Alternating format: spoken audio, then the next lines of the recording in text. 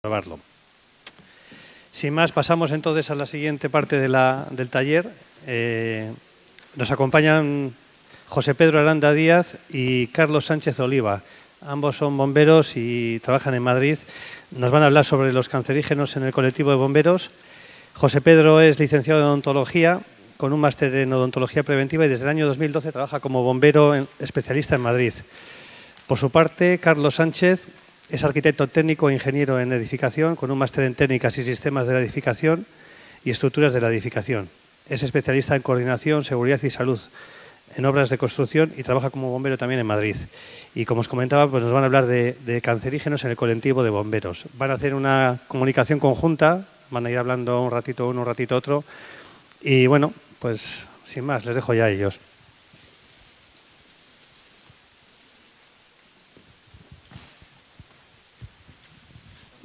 Disculpar, 2 minutos que montamos el set.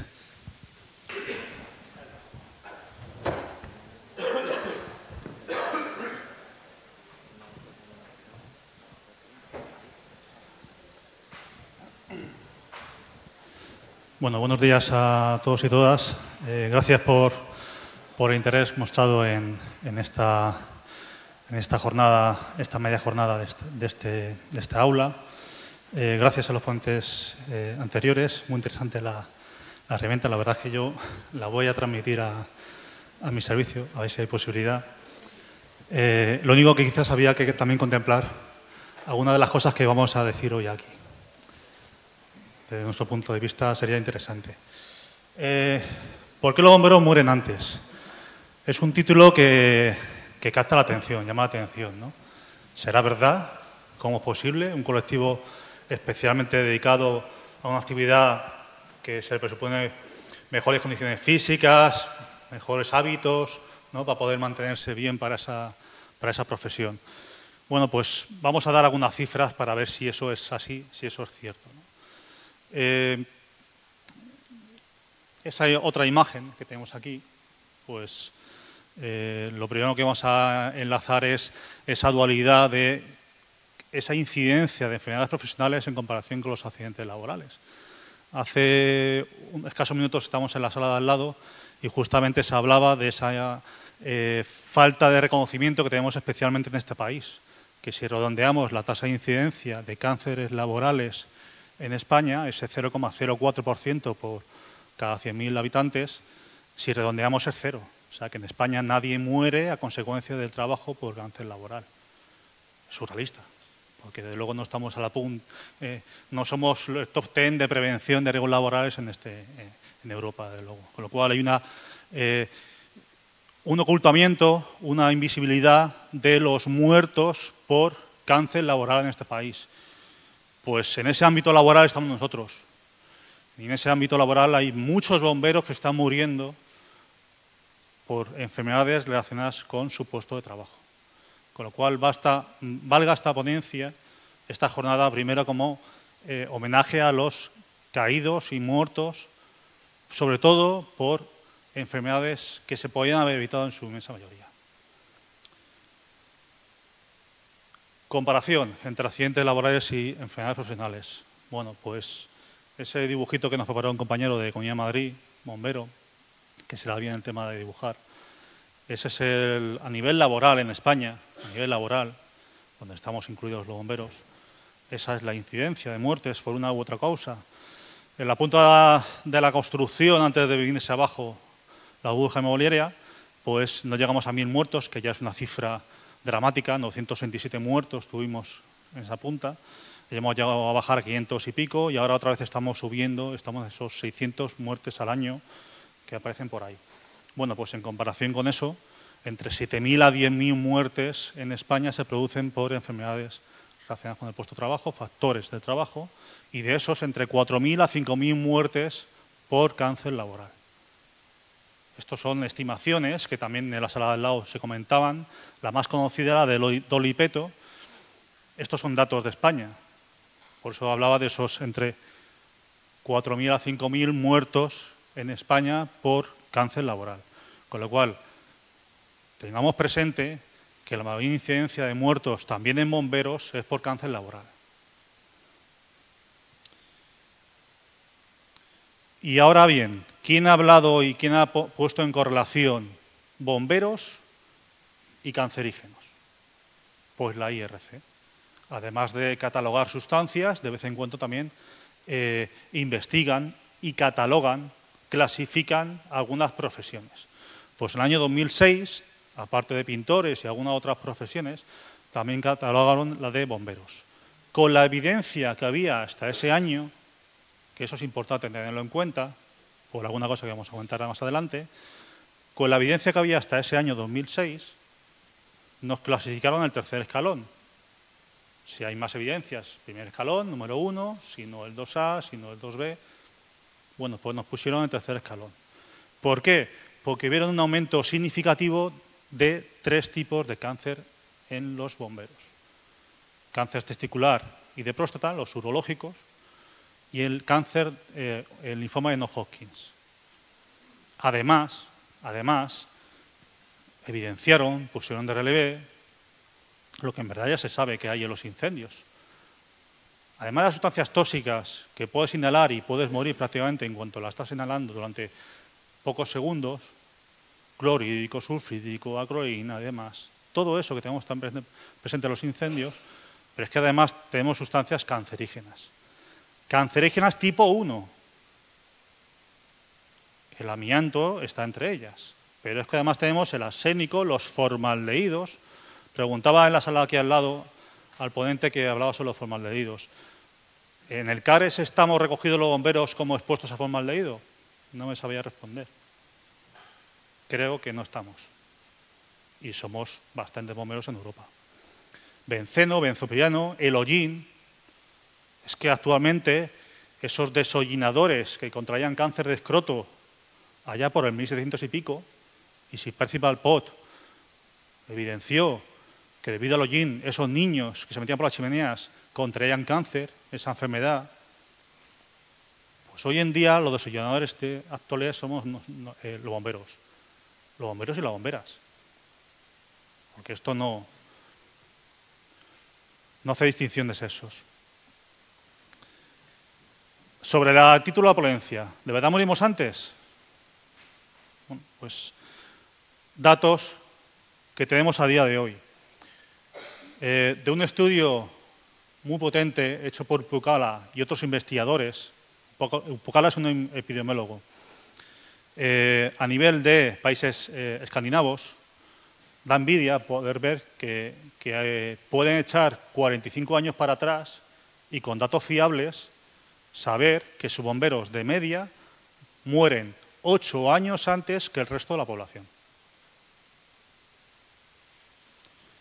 Hace no mucho, hace un par de años, escuchamos a un técnico de Bélgica, Tomi Vermick, una ponencia que daba algunos datos de estos, pero nosotros hemos ampliado, sobre todo en cuanto a las medidas preventivas que más tarde hablaremos. Pues él quiso hacer algo también en su país, de esta índole, y con datos fiables, eso sí, solamente 10 años, pudo echar para atrás, pero con datos fiables, tasar que sus bomberos en Bélgica, de media, mueren 7 años antes que el resto de la población. Como decíamos, sobre una población trabajadora, especialmente deportista y que se cuida para poder desempeñar su trabajo. Todo el mundo tiene muy en consideración la vía inhalatoria. Dentro de las exposiciones, inhalatoria, la vía estomacal, la dérmica. La inhalatoria todo el mundo la tenía muy clara, que había que protegerla, incluso sin que se nos aplicara la ley de prevención, porque nos negaban la ley de prevención no hace mucho. Bueno, luego daremos otra pincelada sobre eso, pero sobre la vía dérmica prácticamente no se había puesto atención. Bueno, pues Tomi Vermick, este técnico, también incidía en este aspecto de la vía dérmica.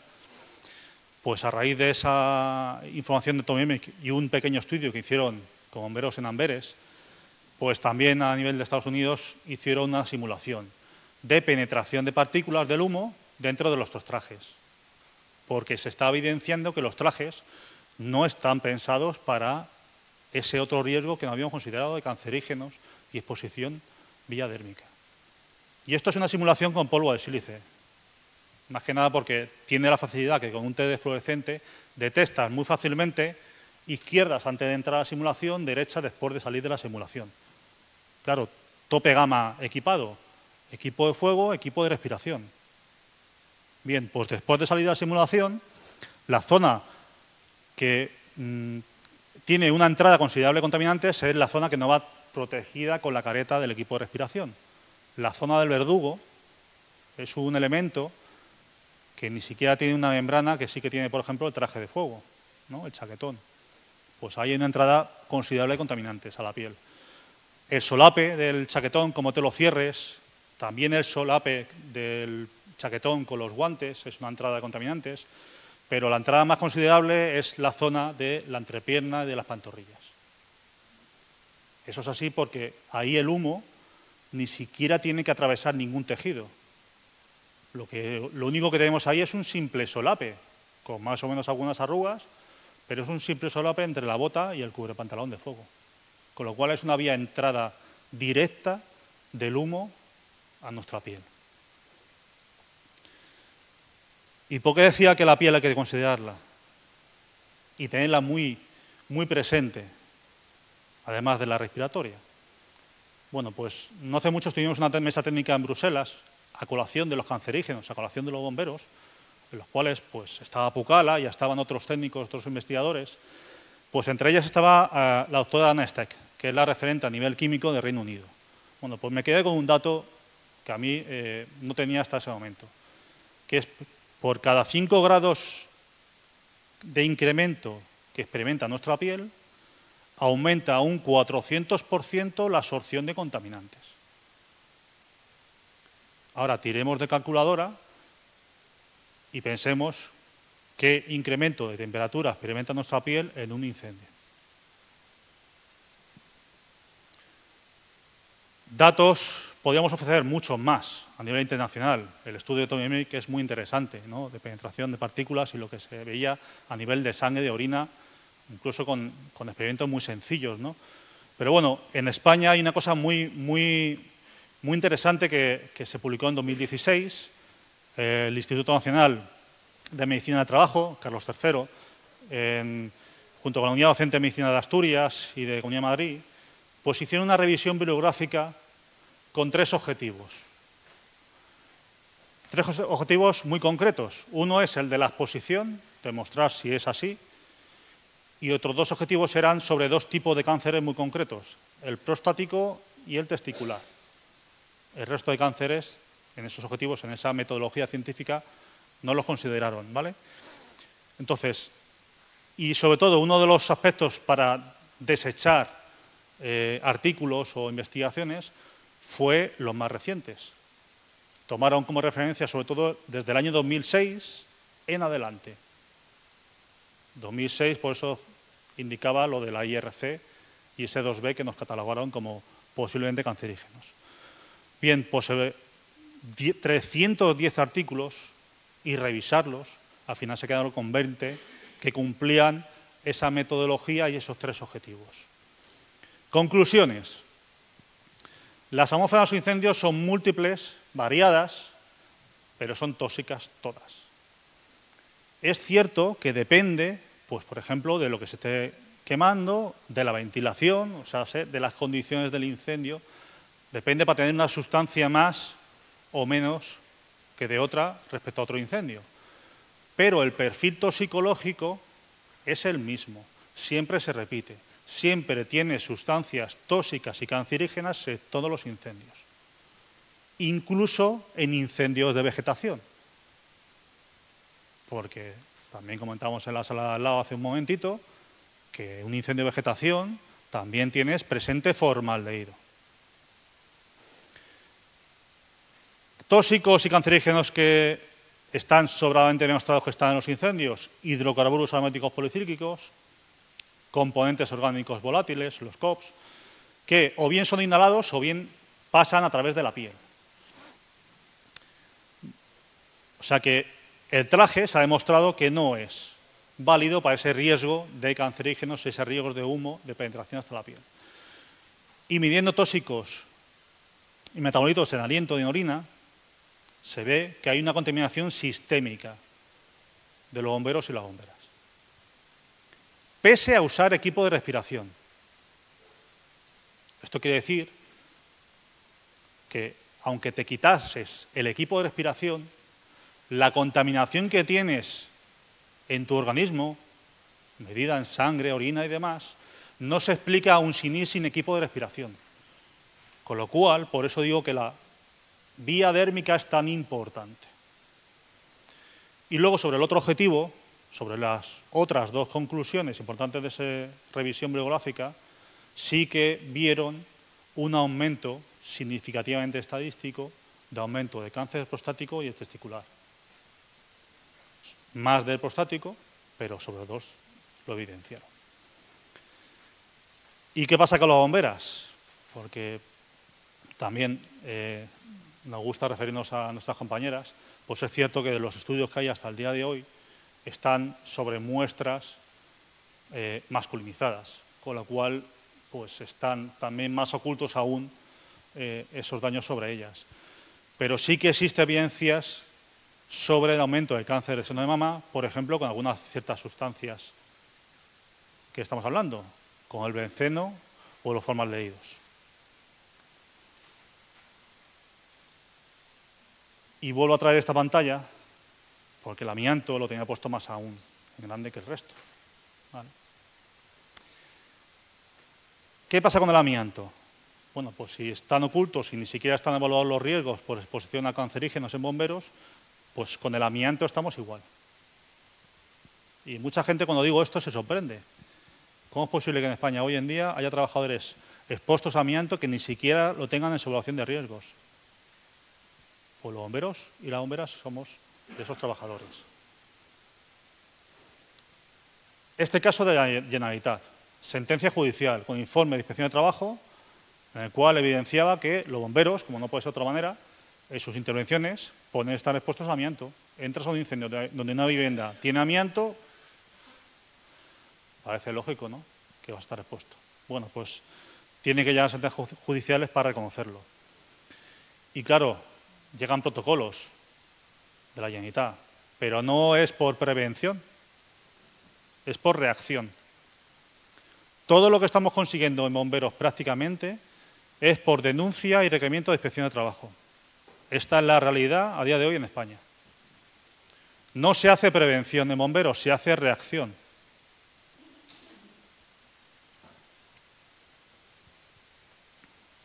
Bueno, y vamos a hablar un poquito del amianto. Disculpad que tengo la voz terrible, si la pierdo en algún momento puede continuar Carlos. No vamos a entrar en demasiados detalles porque no queremos tocar muchas cosas hoy y no nos da tiempo a todo.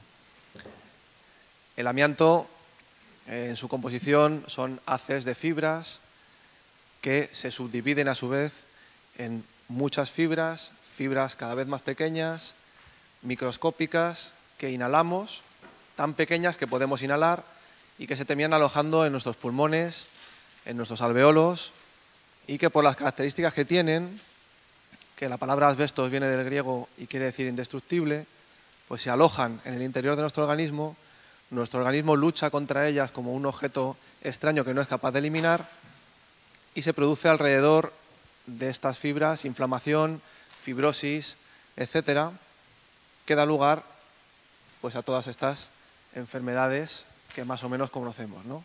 Muy características, la asbestosis o el mesotelioma, que es un tipo de cáncer totalmente característico de la exposición a amianto.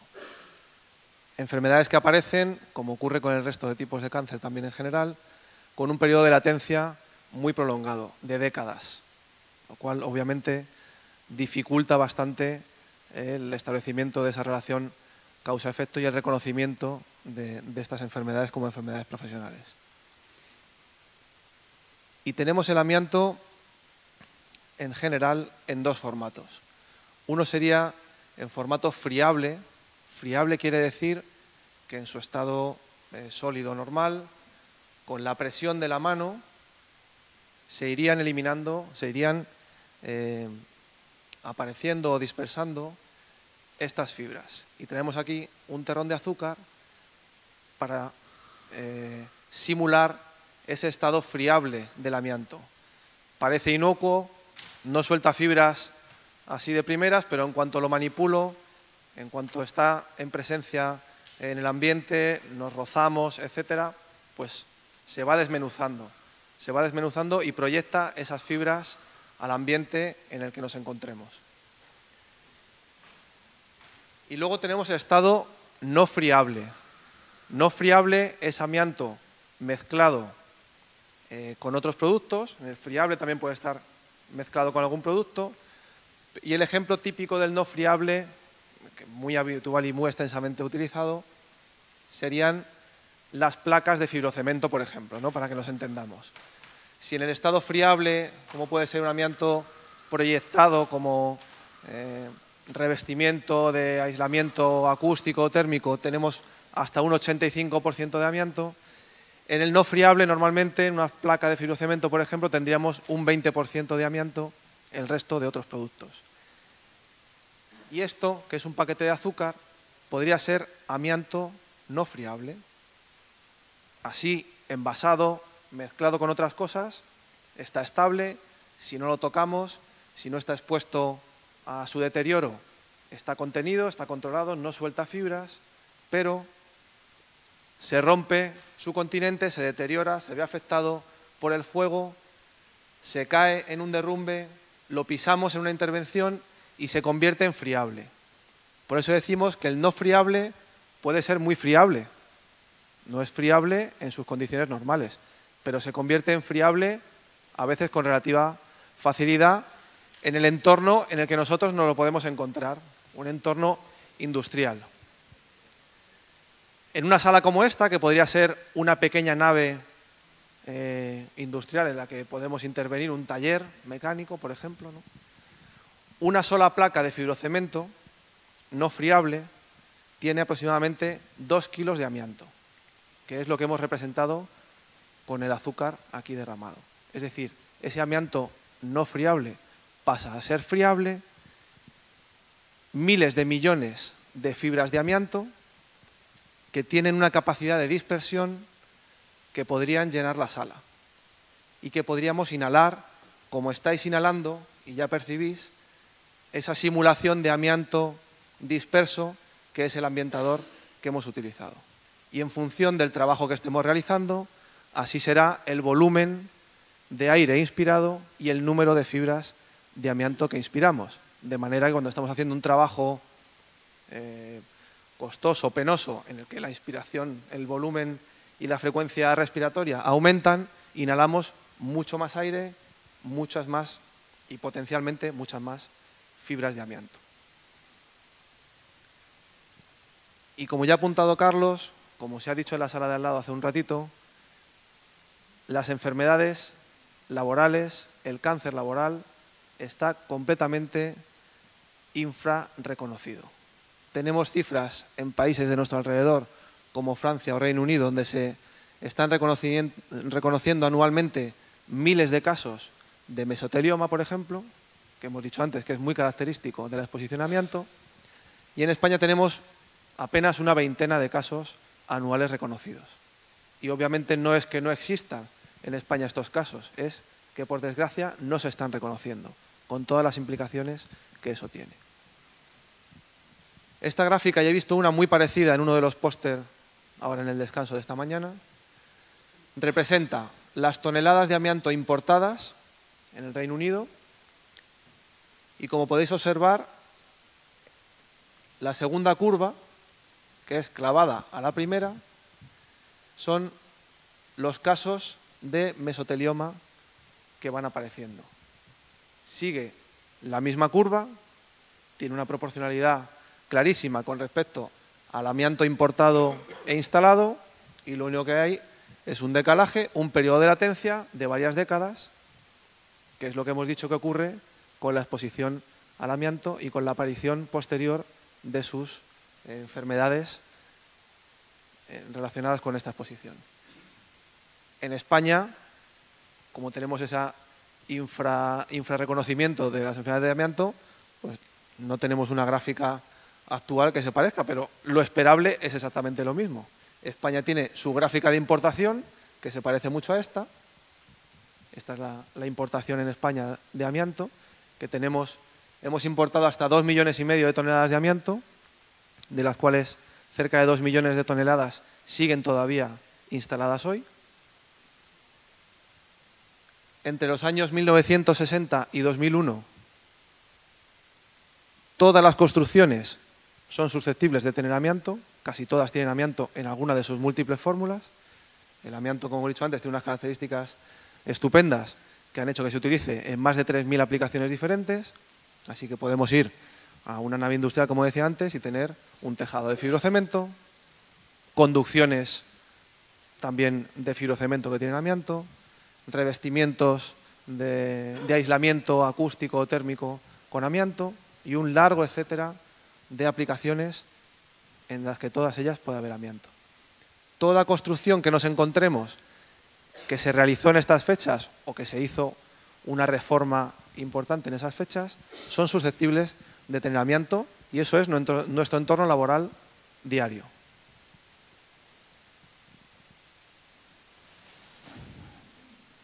Espero que haya sido no muy desagradable el ambientador, ese que hemos conseguido, porque los que traía de Madrid, pues en el avión al final no se podían volar, son inflamables. Entonces, eso solía dar un poco mejor. De las Torres Gemelas, pues como accidente laboral, no se me ocurre pues un ejemplo tan llamativo, mediático, potente, dramático en nuestro colectivo. 343 sepultados en las Torres Gemelas. Bueno, esa foto es de Brian J. Matterson. Se la echaron cuando estaba interviniendo en la zona cero. Murió el año pasado, con 61 años, cáncer de esófago. El día anterior, pues, con 38 años, Kevin Rooney. Bueno, una de las cosas que te suele remover algo cuando damos esta ponencia por distintos sitios del territorio es que vamos actualizando los datos de esta actuación, ¿no? Bueno, pues 15 de septiembre, John R. Hells, con 60 años, ha sido el último. Cáncer también laboral en su intervención durante solamente 10 días en la zona cero. La curva es esa. 190 hasta el día de hoy. No es lineal. Es una curva que más o menos, a grosso modo, antes de 2024 o incluso 2022, habrán más muertos por cáncer en bomberos de Nueva York que los sepultados como accidente laboral.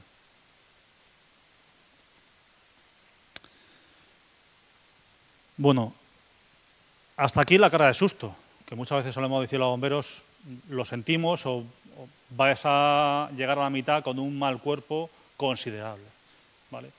Porque es parecido al que tal como nos sentimos cuando escuchamos, por ejemplo, a este belga en una jornada.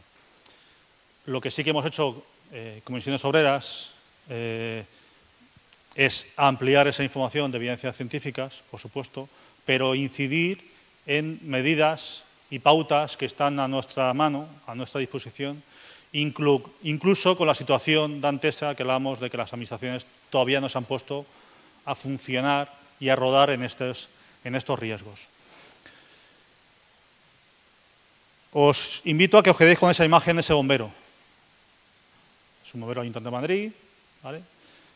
Algunos ejemplos que hemos traído son de mi servicio, porque en algunos ejemplos son malos ejemplos en prevención de riesgos laborales. Entonces prefiero ponerme yo el colorado. Lo digo porque parece que está muy bien equipado, ¿no? Y muy bien protegido. Luego lo veremos. Antes comentaba con respecto a la prevención de riesgos laborales cómo estamos en bomberos.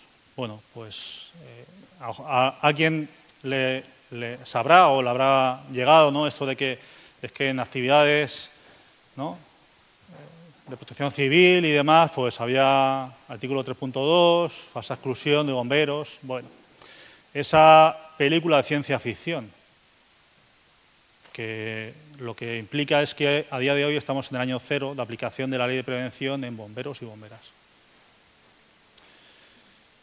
Claro, es que aunque estamos con la fuerza de nuestro lado, Tribunal de Justicia Europea, año 2006, porque vino a repetir o a duplicar lo que dijeron respecto a los bomberos de Hamburgo, por supuesto que la Directiva de Protección de los Trabajadores en el Trabajo es de aplicación a las actividades normales de los bomberos. Bueno, pues esto en el año 2007 la Dirección General de Trabajo lo puso en uno de los informes con respecto al sector agrario, extinción de incendios, sector agrario, pero el año pasado pues vino a decir lo mismo con una consulta que se le hizo a la Dirección General de Empleo. Bueno, pues seguimos con la saga de ciencia ficción. Venga, vamos a aplicar la de prevención, hacemos la evaluación de riesgos de los parques, si es que llega de los vehículos, equipos de trabajo, pero de puertas para afuera es que me viene muy mal. Es que aplicar la ley de prevención de puertas para afuera en las intervenciones normales de los bomberos, las cotidianas, las de todos los días, es que me es un poco complicado. Con lo cual, pues si me es complicado hacer la evaluación de riesgos, pues imagínate aplicar el Real Decreto de Cancerígenos o el de amianto. Es que, joder, es complicado, no tengo recursos. ¿Y dónde busco esto? ¿Hago caso a los delegados de prevención? Uf. Bueno, pues es que la normativa obliga. La normativa obliga. Es tan sencillo como aplicar la ley de prevención, tener en cuenta la sobrada jurisprudencia a nivel incluso europeo y aplicar el Real Decreto de Trabajos con Exposición de Amianto y el de agentes cancerígenos. Porque hablaba de los desollinadores de hoy en día. El hollín está en ese anexo 1 del Real Decreto de Cancerígenos en España. Pues habrá que aplicarlo. Estamos expuestos a hollín.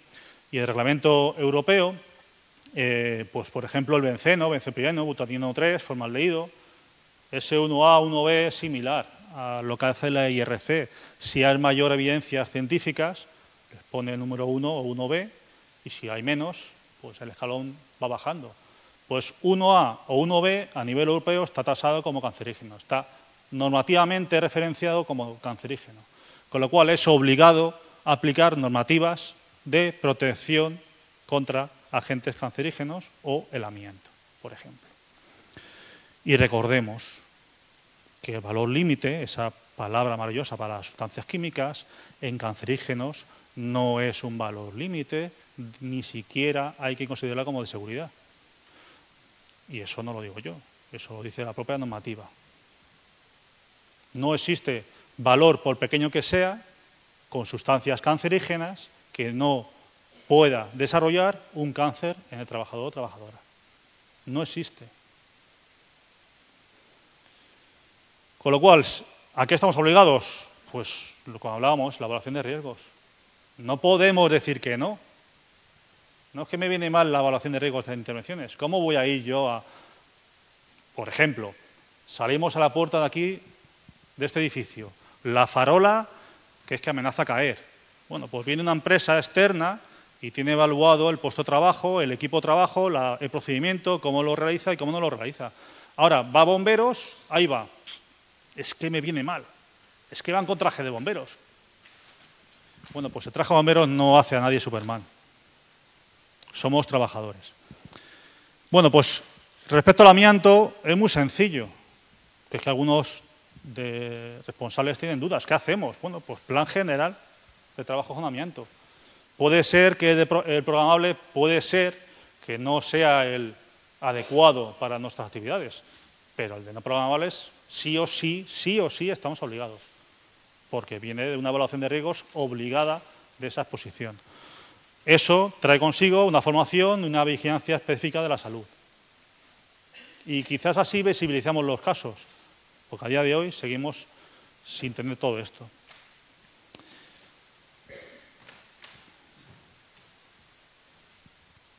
Vamos a ver qué estamos haciendo hoy.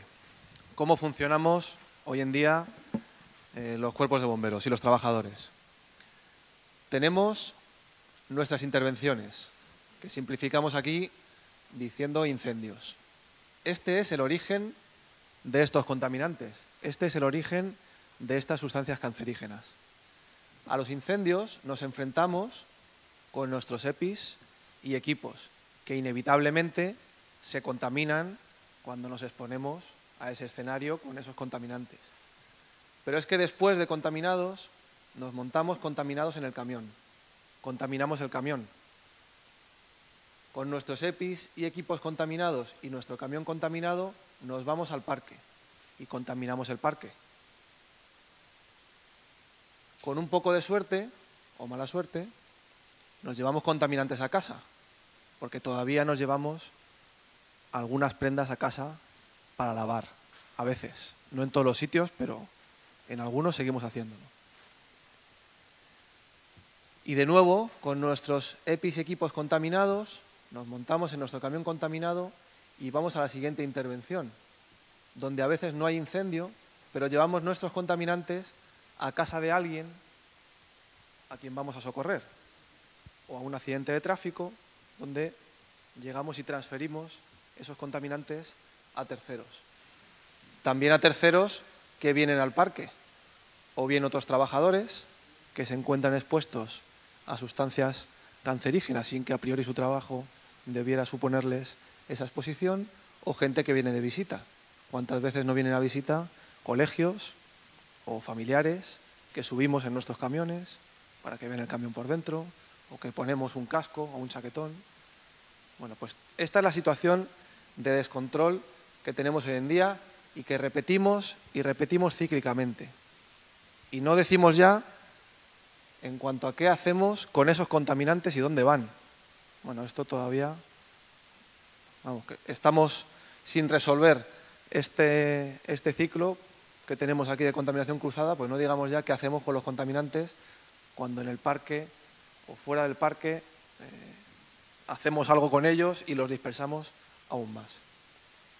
Y decimos que esto lo hacemos así una y otra vez y estamos a punto de que nos certifiquen ya directamente, ¿verdad? Bueno, ¿y qué hacemos con esto? Porque obviamente esto invita a cambiar, algo tenemos que cambiar en nuestra forma de actuar. Y ya llegaron los suecos hace unos años y desarrollaron una metodología de trabajo, el modelo Selektia, que ahora veremos un pequeño vídeo que nos muestra un poco qué están haciendo o qué empezaron a hacer ya hace unos años respecto a esta situación. Fundamental, la base de la pirámide, información y formación a los trabajadores.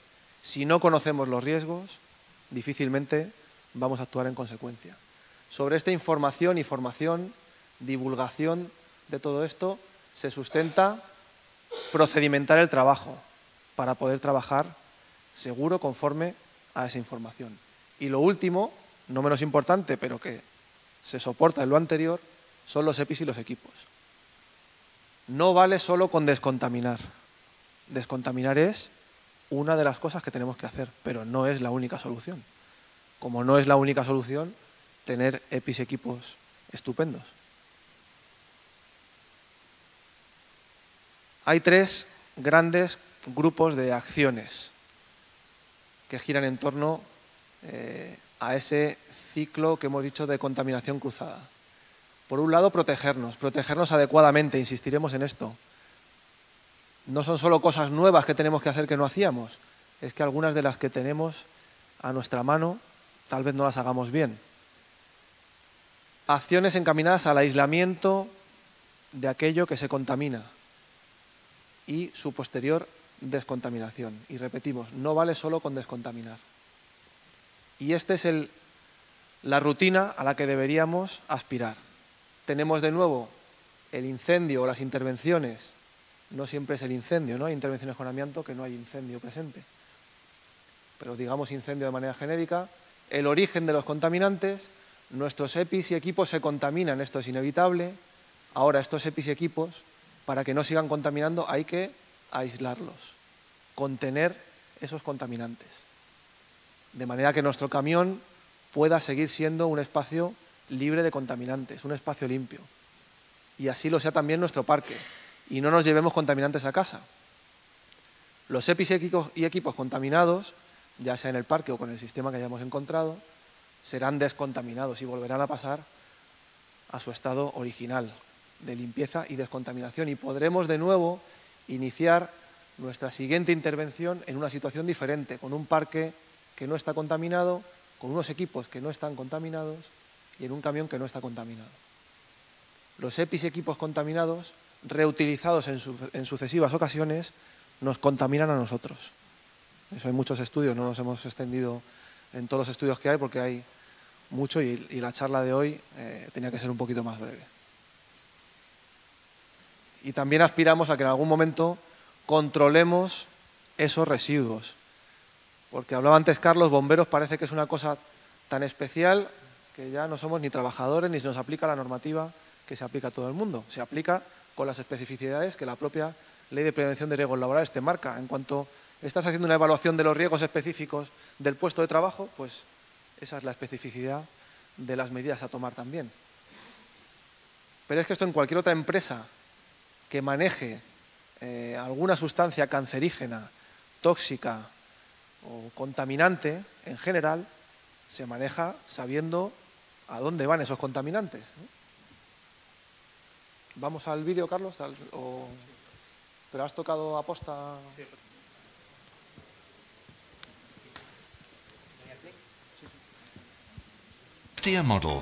Bueno, este es el vídeo de lo que están haciendo los suecos desde hace tiempo. The Skellefteå model is based on research and experience. When an alarm occurs, all clothing and equipment are decontaminated and functional after the previous alarm.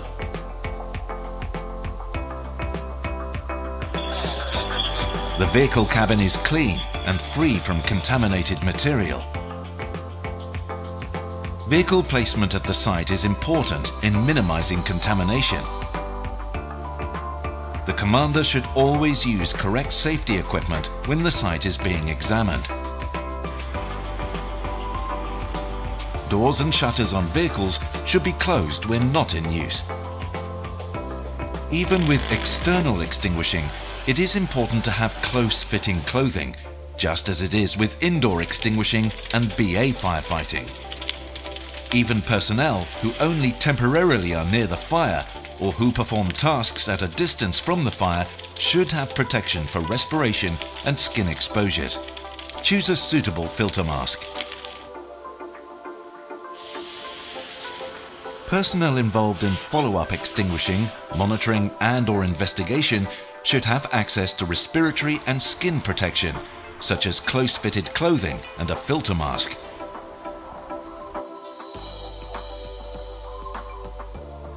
The possibility to perform a simple change of clothes following a completed mission is important, since contact with contaminated clothing is then quickly eliminated.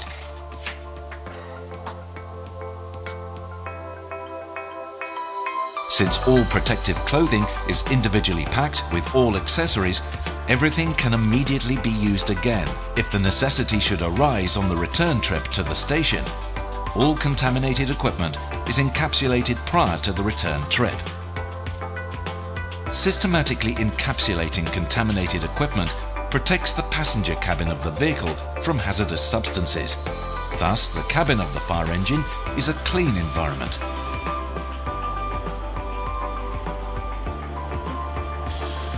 Encapsulated, contaminated materials can be controlled and transported without contaminating the worksite. Contaminated hoses should be stored in water-filled covered containers until they can be cleaned.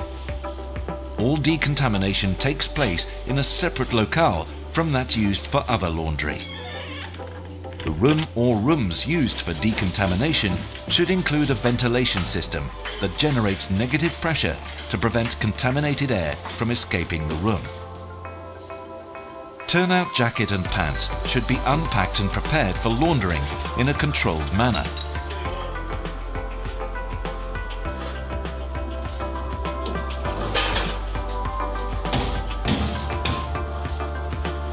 Gloves, helmets and boots can be cleaned in a dishwasher.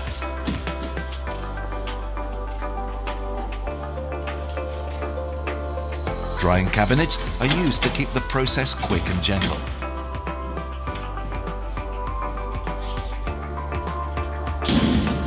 It is important to wash and shower as soon as possible after spending time in a contaminated environment. Decontaminated equipment is replaced and ready for the next mission.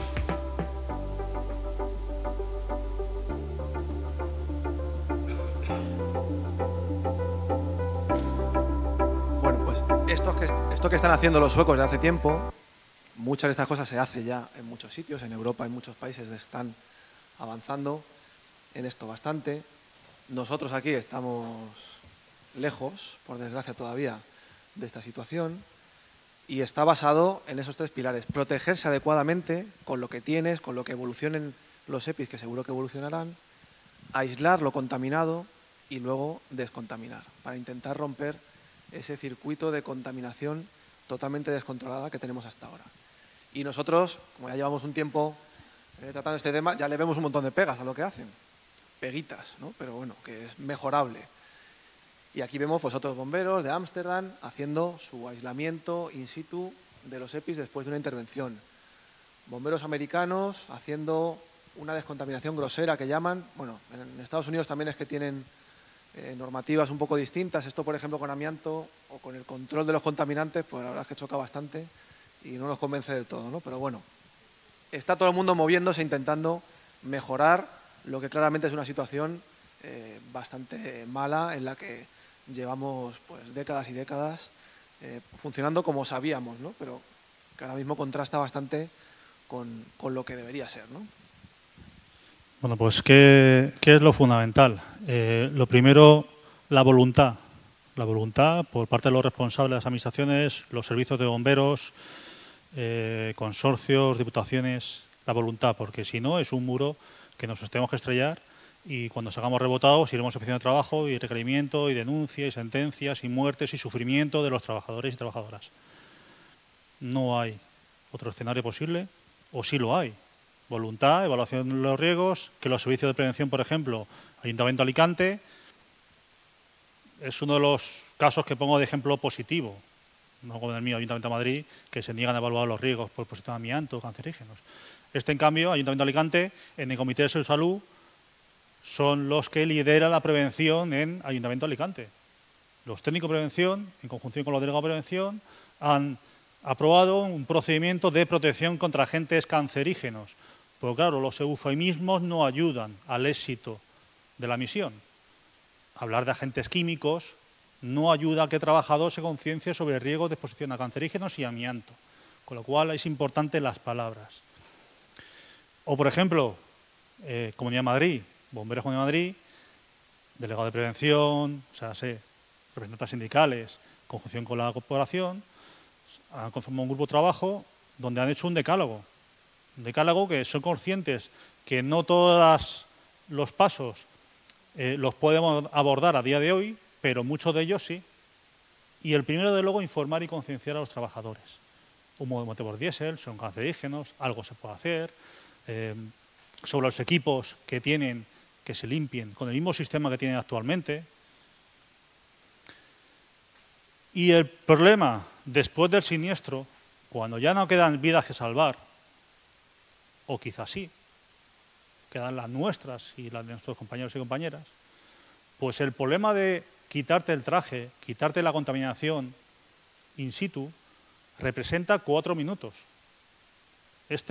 Soy yo ayudando a mi cabo en Bomberos Ayuntamiento de Madrid. O sea, sé que los más torpes de España tardamos 4 minutos en quitarnos el traje. Es así. 4 minutos representa el problema de quitarse el traje in situ en el siniestro. Está claro que quizás en la calle, con frío, con vistas, igual no es el mejor sitio, pero bueno, Ámsterdam, mira, prácticamente en calzoncillos, no, sin prácticamente, en calzoncillos, porque ¿qué prima, la salud o hacer ridículo? Lo han tenido claro.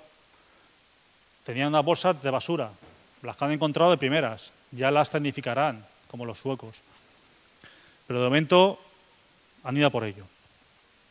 Bueno, pues si es que medios tenemos, incluso para no hacerlo de esa manera. Esta, por ejemplo, es de Consorcio de Emergencia de Gran Canaria. Bueno, tienen medios logísticos y resulta que los bomberos ahora mismo están con los trajes que no se los descontaminan y están incluso con menos efectivos en el parque porque su traje de fuego no está apto para poder ir a siniestro. Es surrealista la situación. Pero esta opción del furgón al siniestro es que está más que justificada. En cuanto tengas en cuenta que puede haber amianto, necesitas no solamente poder encapsular y aislar el equipo, sino que es obligado, repito, es obligado, lo voy a repetir, es obligado la descontaminación del trabajador por exposición a amianto. Con lo cual, es obligada la ducha. Esa posibilidad tiene que existir. Y una opción muy sencilla es un furgón. Es cierto que en este caso es tope gama. Bueno, es una opción que han considerado en Dinamarca. Ya no son los Socos. Y eso que veíamos en el vídeo, que parecía algunos bomberos que todavía no están concienciados con este problema, pues se sorprenden, piensan que esto es la NASA, ¿no? Ese vídeo. Bueno, pues en Leganés, te vas a Leganés, bomberos Leganés, y tienes esa misma máquina para descontaminar guantes, botas, cascos, en fin, y hasta un equipo para secado de trajes de intervención de fuego, cuidadosamente, y los tienen operativos en muy poco tiempo. Se hacen el sueco. Es que es tan sencillo hacerse el sueco, es solo cuestión de voluntad. Bueno, estamos hablando de cosas nuevas, pero antes ya decía yo que ojo con las cosas no tan nuevas. Tenemos unos equipos de respiración autónomos estupendos. Eso es un EPI maravilloso. Aíslan las vías respiratorias de manera súper efectiva. Utilicémoslo. Gastemos, consumamos aire de las botellas sin miedo. Si es aire, que eso no tiene más coste que rellenar las botellas y ya está. Tenemos que evitar situaciones como esta. Incendios de interior, por mucho que no parezca que hay humo, solo el 3% del humo es visible para nosotros. El 97% del humo no somos capaces de verlo. Ojo con la falsa sensación de seguridad que nos da que parezca que no hay humo, después del momento álgido de un incendio interior. Igualmente en incendios de exterior. Tareas de remate siempre con la protección respiratoria adecuada. Incendio de exterior, con máscaras que no protegen del humo, no protegen de ningún tipo de vapor. Eso es un incendio de vertedero que tiene ese cóctel tóxico, pues como decíamos antes, con las variables que pueda haber, pero que al final toxicológicamente son todos prácticamente iguales. Y eso, bueno, Carlos trae fotos siempre de su servicio para mostrar ejemplos que no son buenos, para no mostrar a nadie. Vamos terminando. Ese pequeño comentario respecto al bombero, ¿no?, que se usó en Facebook para justamente incentivar la protección de los bomberos y bomberas en nuestro servicio, ¿no? Usa tus equipos de protección. Bueno, pues esta foto, con esa mascarilla FPP2, pues es este bombero de aquí, ¿vale? Está montado, maquetado esa foto, pero es este bombero de aquí. Bien, esta intervención de Bomberos Ayuntamiento de Madrid fue con un incendio y un elemento de tejado de bastantes metros cuadrados de uralita desprendido, roto, totalmente colapsado debido al incendio. Donde entraron, salieron y estaban ahí presentes, aquí estaba la puerta. Bien, pues FPP2, ¿vale? FPP3, FPP2 y nada. Pero es que, aun considerando los números, los numeritos, lo principal es la evaluación de riesgos de la actividad y de puesto de trabajo. Porque ni siquiera esta FPP3, que en teoría para la fibra de amianto valdría, para nuestra actividad no nos vale, no es adecuada. Pero si es que con una actividad intensa, posturas forzadas, entras, sales, tal, te la quitas. Esto, la pérdida de eficacia, incluso estudios de la Universidad Politécnica, que en cuanto tienes un poquito de barba, se está visto la pérdida de eficacia de esas mascarillas. Y vamos acabando. ¿Qué ha hecho Comisiones Obreras hasta este momento? Pues hace 2 años, en 2015, que arrancamos esta campaña, hicimos una carta modelo de informe para todos los servicios de bomberos que se pusieran las pilas. Principal, evaluación de riesgos, principal, voluntad. No poner un muro y no poner aún más riesgo a los trabajadores. Ahora sí, donde hay voluntad, ayudamos y colaboramos, como no puede ser de otra manera. Hemos editado esa guía de cancerígenos, publicada el año pasado. Va a ser parte de la documentación que dejemos para que tengáis acceso todos los que habéis asistido al Congreso. Esa junto con la guía también de amianto, que está también muy interesante. Y además el cartel y el cuadrístico que hemos distribuido. Conclusiones, por centrar algunas solamente. El cáncer es la amenaza menos reconocida y más peligrosa para los bomberos y las bomberas. Así lo dice en esta frase tal cual Lemaster, uno de los investigadores que hizo uno de los estudios en bomberos, evidenciando el doble de incidencia en cáncer testicular en bomberos que en el resto de la población. Es fundamental concienciarnos del riesgo. Si el trabajador o trabajadora no sabe a lo que se expone, de nada sirve prácticamente ponerle equipos, porque no va a estar concienciado para poder trabajarlos, usarlos adecuadamente. Con lo cual, protegernos como bomberos y bomberas, primera pata de la seguridad. Segunda, para estos riesgos, aislarlos.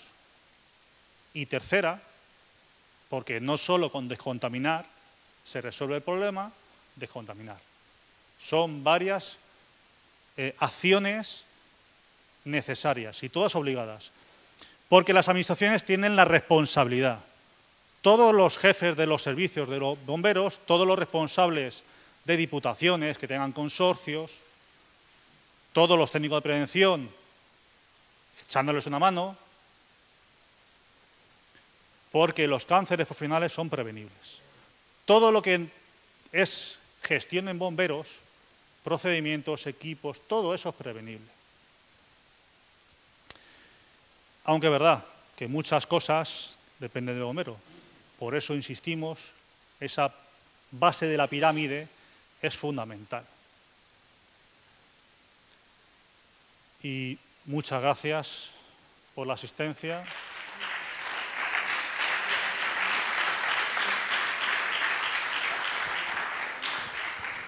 Gracias a vosotros por esta visión diferente y para mí novedosa, por lo menos. No sé cómo les habrá parecido a ellos.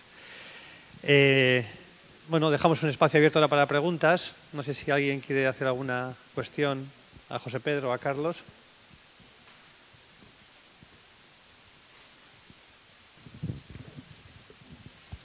Bueno, muchísimas gracias por vuestra intervención. Ha sido muy interesante.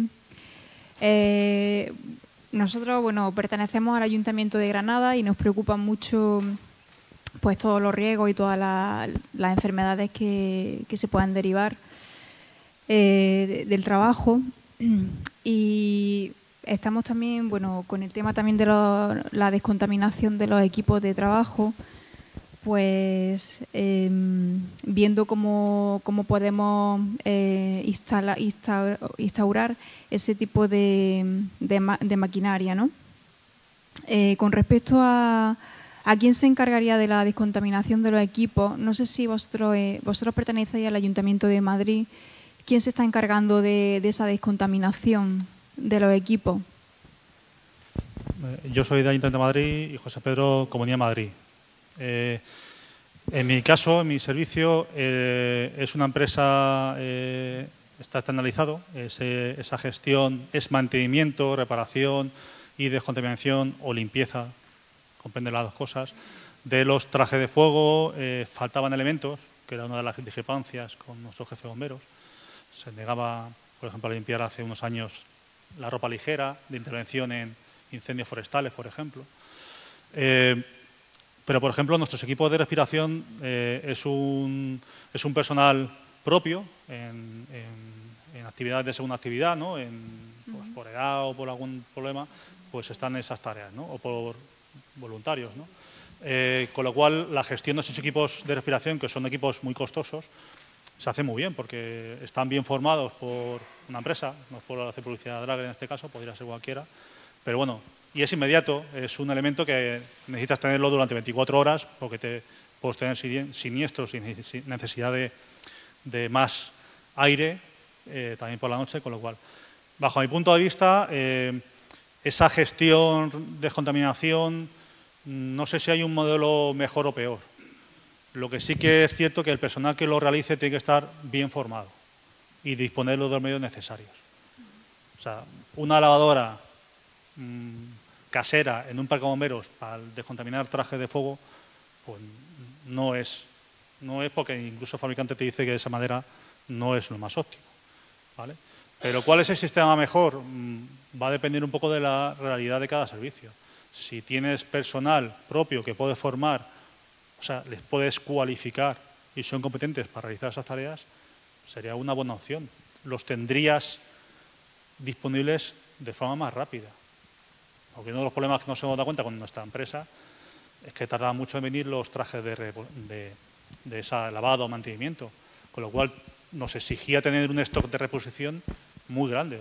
O sea, que no es solamente el desembolso de la empresa, sino que, aunque se comprometa a tenértelo en 2 días, luego atascos en Madrid, te lo traen en 5 días y eso te supone luego a ti más dinero de traje de reposición. O sea, que hay que tener muchas variables en consideración. No sé si he conseguido responderte. Sí, muchas gracias. Bueno, yo me tiraría toda la mañana haciéndote preguntas, pero voy a hacer otra pregunta y ya paso el micro. Con respecto también a la vigilancia de la salud, ¿os están haciendo a vosotros pruebas específicas en sangre y orina? La vigilancia de la salud es un aspecto obligado. Está como medida preventiva, la ley de prevención, pero si nos traemos a lo que dice la OMS, la primera medida preventiva es no enfermar.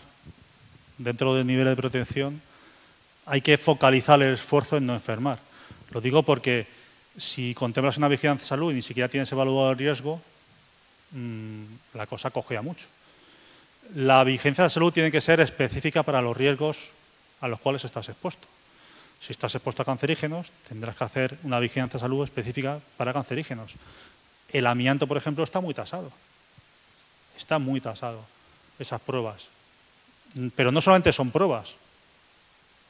Es que no solamente son unas placas, es que es mucho más que eso.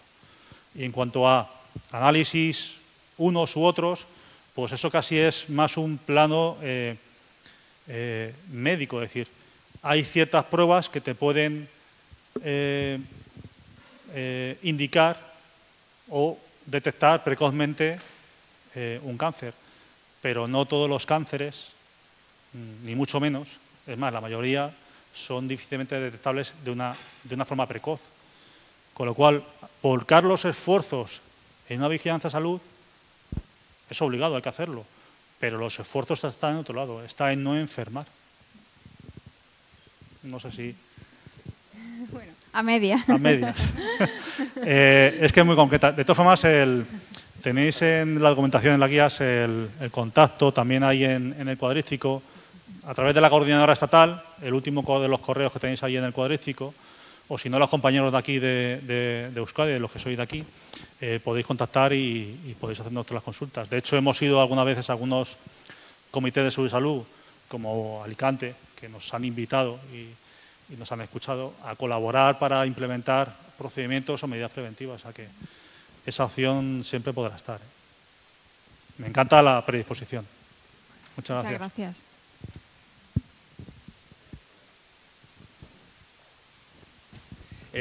Os ruego la mayor brevedad a todos para que quepan las 2 preguntas, porque estamos ya en el tiempo.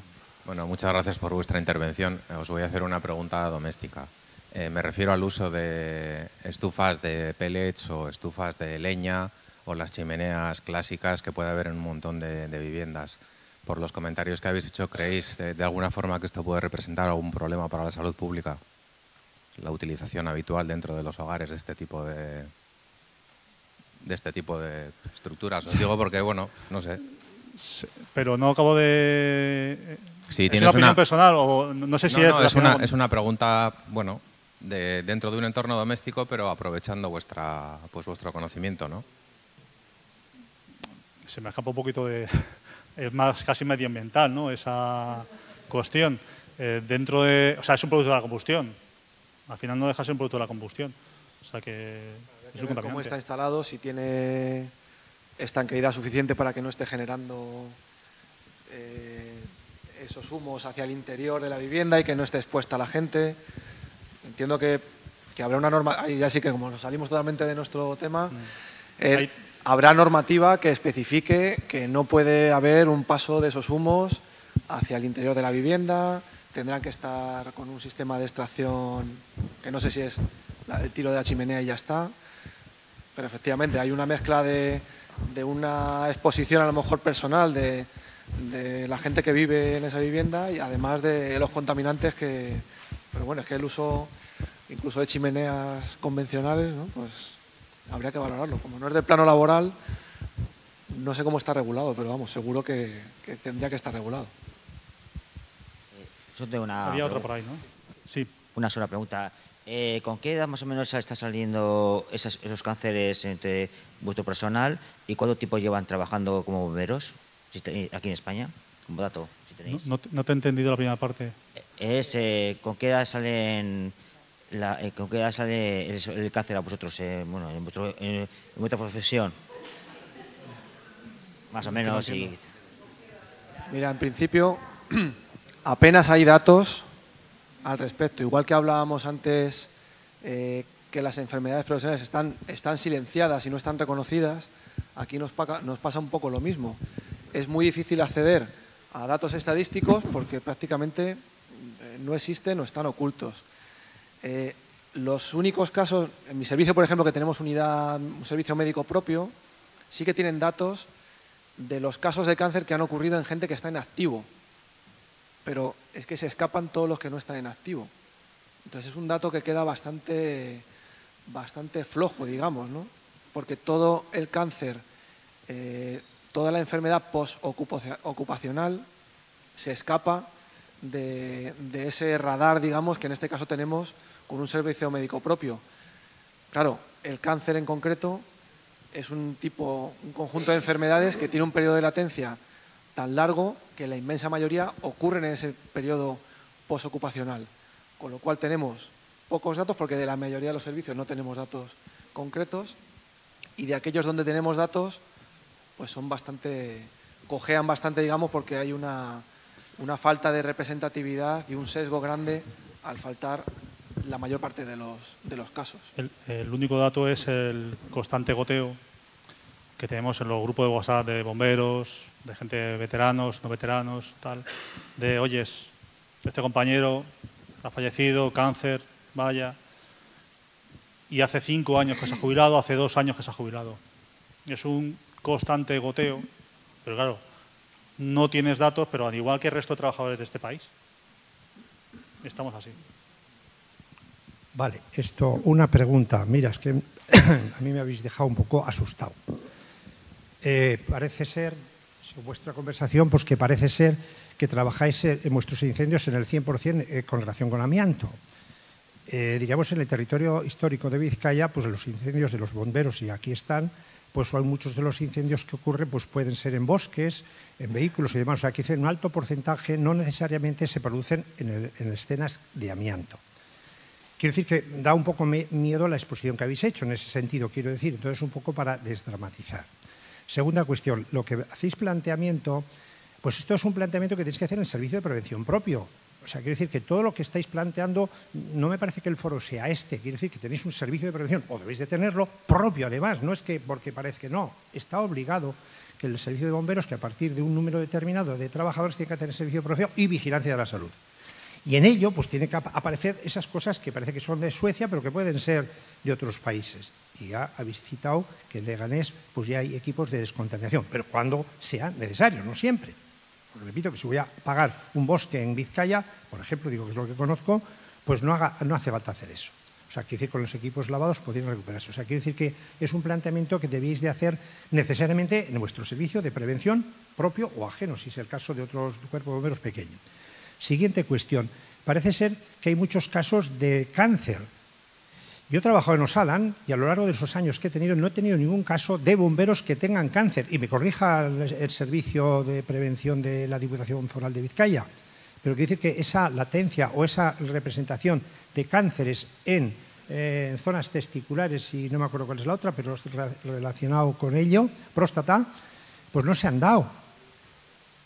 Y sigo. Después, decir, no hay vigilancia postocupacional. Sí que la hay, por lo menos en Vizcaya. Bueno, en Euskadi, mejor dicho. Digo, estoy hablando y he estado en un puesto de responsabilidad en Osala. Quiero decir que hay un catálogo, CEPROS, que no sé si conocéis, en el cual después se pasan ese listado a los médicos de familia para que hagan una especie de vigilancia después de jubilación, quiero decir.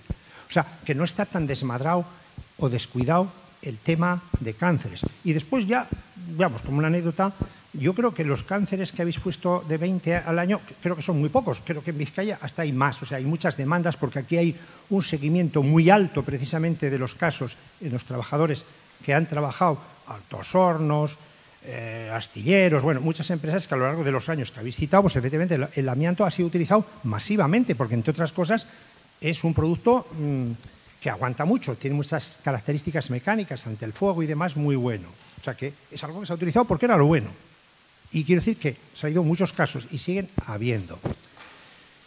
Y bueno, pues no me quedan más que estas apreciaciones un poco, pues para desdramatizar, repito un poco, quiero decir que las cosas se están haciendo. Pero vamos, repito también eso, que es que todos los incendios no son en ese sentido de ser fuegos con amianto. Sí, nada más. Y gracias. Con respecto a lo del amianto, creo que no hemos dicho en ningún caso que todos los incendios ni todos los escenarios en los que trabajemos tengan amianto. Amianto es uno de los cancerígenos, uno de todo el listado que hemos puesto, que era bastante extenso, en el que queríamos hacer especial hincapié, porque igual que hemos hablado de la protección, es de las cosas sabidas desde hace mucho, que parece que nos estamos como olvidando poco a poco y como que ha quedado un poco atrás. Y queríamos hacer referencia a cosas ya conocidas y no solo a las cosas, digamos, más novedosas. Hemos hablado en varios momentos de ese perfil toxicológico de los incendios, en general. En todos los incendios, incluso sin amianto, hay cancerígenos. En los incendios forestales hay cancerígenos, hay formaldehído. Ha habido ensayos en la Comunidad de Madrid de incendios exclusivamente de vegetación, donde se han recogido muestras y ha aparecido formaldehído por encima de cualquier valor límite, aunque ya hemos hecho la puntualización de lo que nos parecen los valores límites en los cancerígenos, ¿no? O sea, que no queríamos decir que el amianto esté en todas nuestras intervenciones, pero cancerígenos en todas las intervenciones con incendio, estamos en disposición de afirmarlo, cancerígenos reconocidos como tipo 1, o sea, no cancerígeno, ¿puede ser cancerígeno? No, todos ellos cancerígenos. Me vais a perdonar, estamos sobre el tiempo. Se nos quedan un montón de cosas en el tintero. Estoy seguro que hay un montón de preguntas más. Lo siento muchísimo por la gente que no ha podido hacer la pregunta. Podemos quedarnos ahora aquí una vez terminado ya la mesa. Si ellos quieren contestaros, quedáis y podéis preguntar, pero yo tengo la obligación como moderador de dar por concluida la mesa, la jornada. Y nada, sin más, agradeceros a todos.